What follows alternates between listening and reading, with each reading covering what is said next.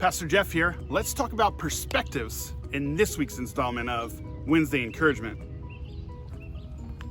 Last night, my wife and I were watching America's Got Talent, and an artist came on who called herself Nightbirde. As the judges asked her questions, it was revealed that she had stage 4 cancer and was going to sing a song called It's Okay. At which one of the judges said, "So it's not okay?" And she said, "It's important that people know that I'm so much more than the bad things that happen to me." It's hard to tell now, but yesterday we had a bunch of crazy thunderstorms that came through. During the rain and the thunder and the lightning, I was reminded once again of all the storm stories that we see in Scripture. I was having a conversation with a friend of mine who reminded me of the story of Paul getting shipwrecked in the storm. Paul was on his way to Rome, and they were out at sea for a while, and they were in this storm for a while, and everybody on the ship was losing hope. And we picked this story up in Acts chapter 27, verses 23 to 26.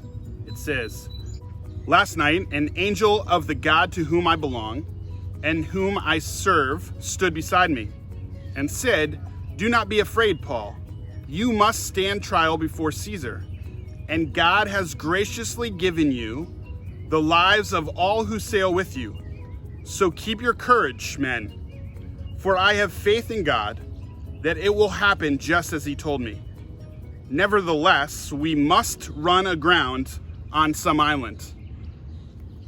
I am always impressed with Paul's insight into every situation that he finds himself in. I don't know if you caught it from that reading, but Paul is on his way to stand trial before Caesar in Rome. He's a prisoner on this ship.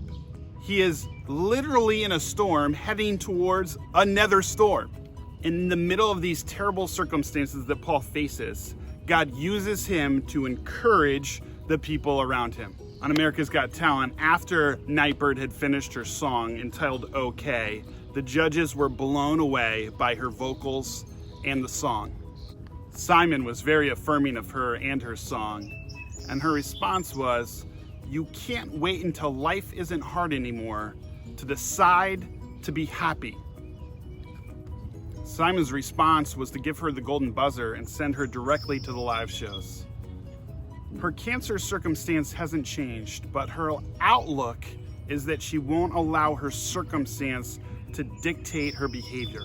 The Apostle Paul never seems to allow his circumstance to dictate his behavior either, because he understands that regardless of what storm he finds himself in, God is with him.